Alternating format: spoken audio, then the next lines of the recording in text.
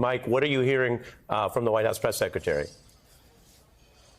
Yeah, we'll have doctor-to-doctor conversion here because we just got a statement first from the White House press secretary revealing that the president is indeed going to travel back to Delaware to self-isolate.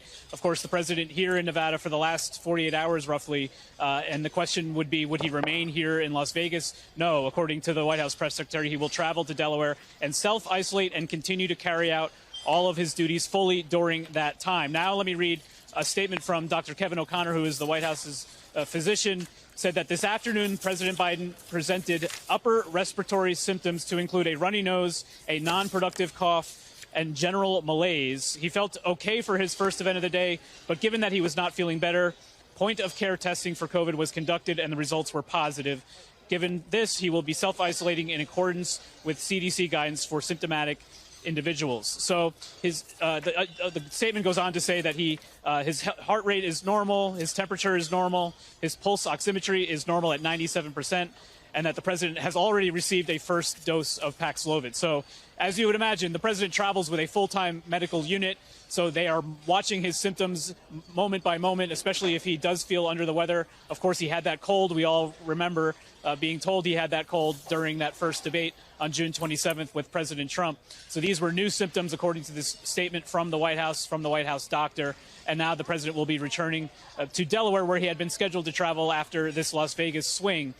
This is the second time the president has tested positive for COVID-19. The first time was in April of 2022. He did have a bounce-back case, a rebound case that followed shortly after his initial negative test that followed that positive test. But so the president obviously is kept with the best care, but he has been around quite a lot of people in these last 48 hours during this Las Vegas swing. So we're going to be looking back at his schedule to include all those, including the many hands he was shaking earlier today at a retail stop at a Mexican restaurant here in the Las Vegas area. And we have some footage of that, as Mike is reporting, from traveling with the president in Nevada.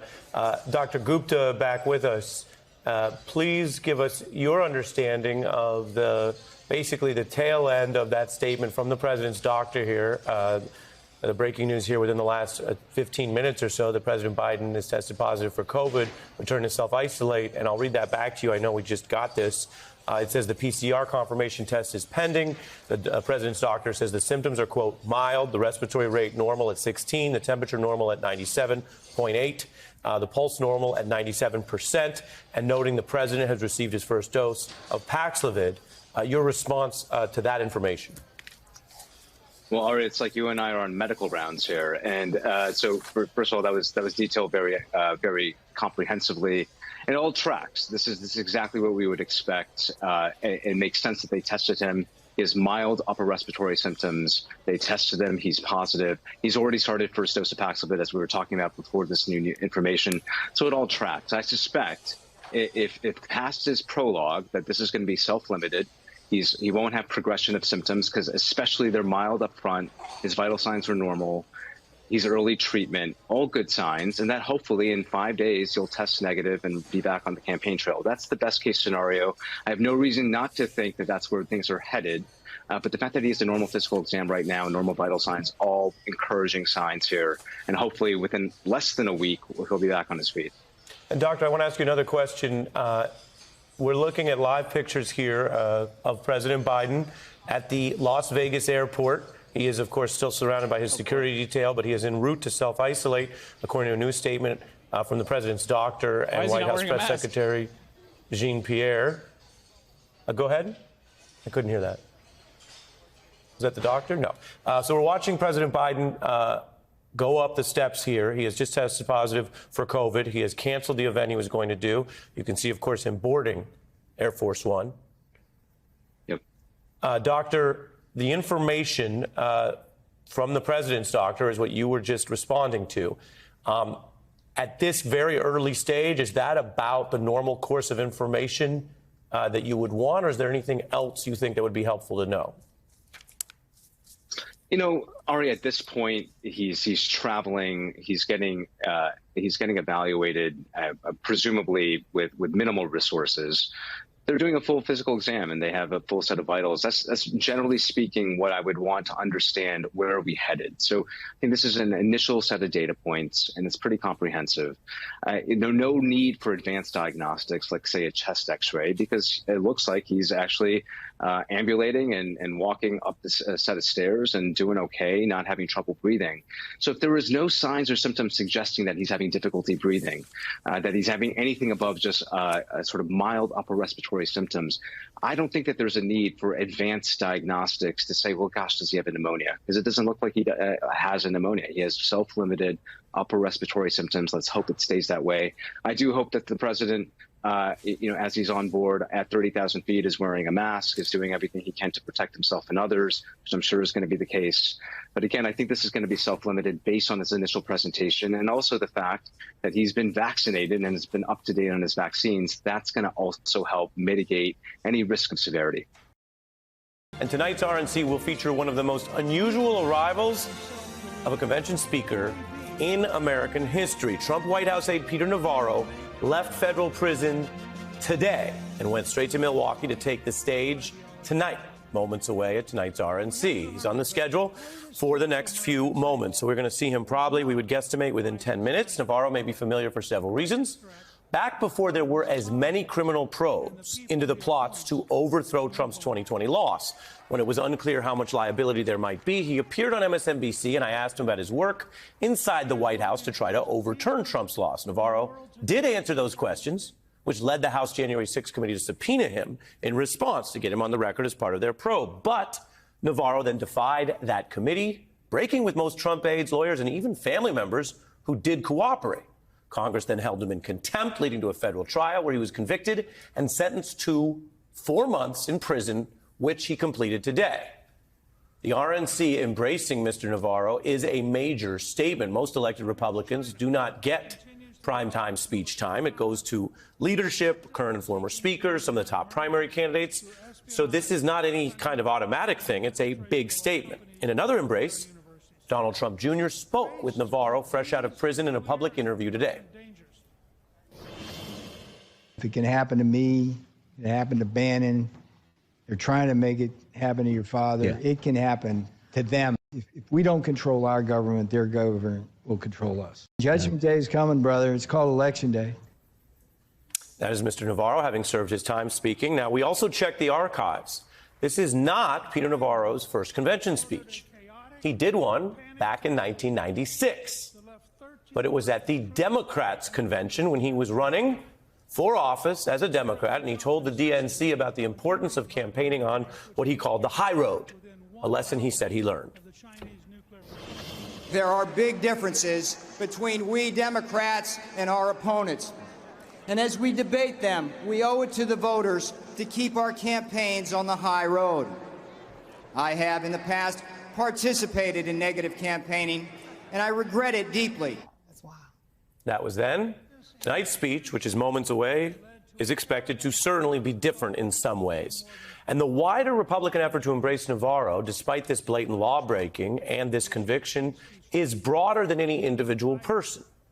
As Navarro mentioned in his new interview, Donald Trump's 2016 campaign chief, Steve Bannon, is in prison right now for the same conviction of defying Congress as Navarro was. He has very directly vowed revenge if Trump is reelected and he's in power if Bannon joins a second-term White House. Over 900 January 6th individuals have been convicted and sentenced for their crimes, which can range from trespassing to sedition. Trump has said as a candidate right now that he is seriously considering how to free and pardon some or even all of them, potentially, on his first day in office. This is a beautiful thing. I think you folks just want to know if you can see my MAGA tattoo I got there. Yes, indeed. This morning I did walk out of a federal prison in Miami. Joe Biden and his Department of Injustice put me there. Tonight I'm here with you in this beautiful city of Milwaukee. I got a very simple message for you. If they can come for me, And if they can come for Donald Trump, be careful, they will come for you. If we don't control our government, their government will control us. If we don't control all three branches of our government, legislative, executive, and judicial, their government will put some of us, like me and Steve Bannon, in prison and control the rest of us. Here's how it went. Here's how I got in prison. The legislative branch came for me first. Your favorite Democrat, Nancy Pelosi, created your favorite committee, the sham January 6th committee, which demanded that I violate executive privilege. What did I do? I refused. The J6 demanded that I betray Donald John Trump to save my own skin. I refused.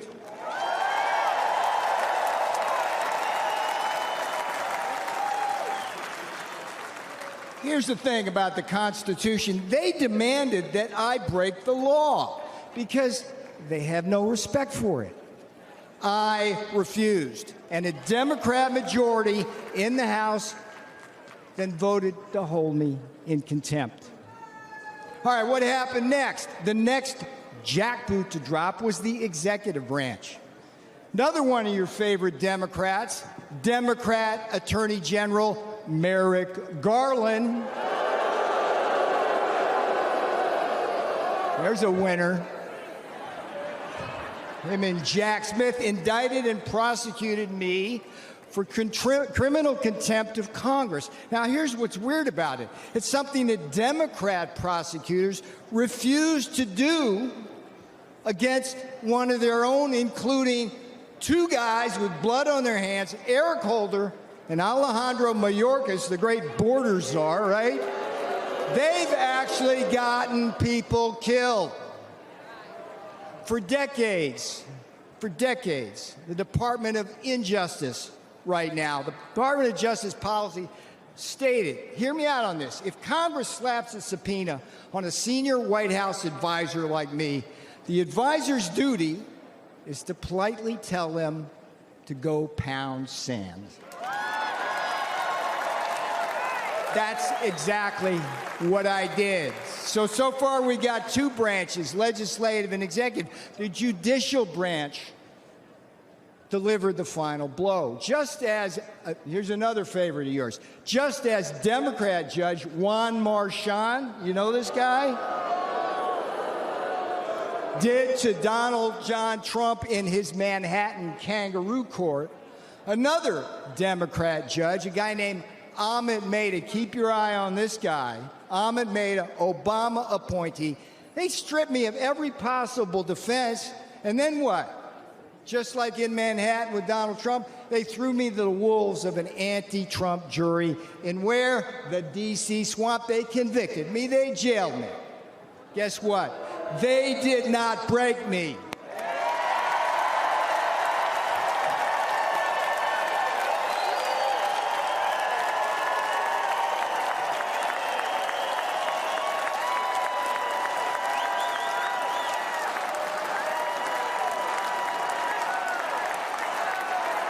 And they will never break Donald Trump.